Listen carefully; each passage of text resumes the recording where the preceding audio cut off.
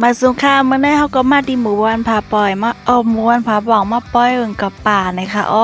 เขาก็ติเข้าด้วยนะคะเอิงกับป่ามันกว้างก็คือค่ะโดยตั้งจากตั้งนอกได้กว้างลีนะคะเนาะเขาก็เข้ามาด้วยค่ะโอ้เข้ามาตัวตั้งมันก็มีใหญ่กว่าหลายตั้งนะคะเขาก็มากวางเต้าเลยค่ะมาตั้งตึกเลยค่ะเขาก็ตรงกว่าแทงตั้งค่ะนี่ค่ะตั้งเลยก็มาตั้งตึกแทงแล้วค่ะมันไข่กวางไว้อินค่ะเนาะไข่กวางไว้อินค่ะเขาก็ไปกับไปมาเลยค่ะต่อถึงมันเตะป้อออกไล่นะคะค่ะย่ำหรือเขาก็ไปจ้อมเปิลเลยค่ะเต็มไรกวางเลยค่ะเมื่อกี้เข้าไปห้างกล้วยเข้ากวางเลยค่ะค่ะอันนี้ก็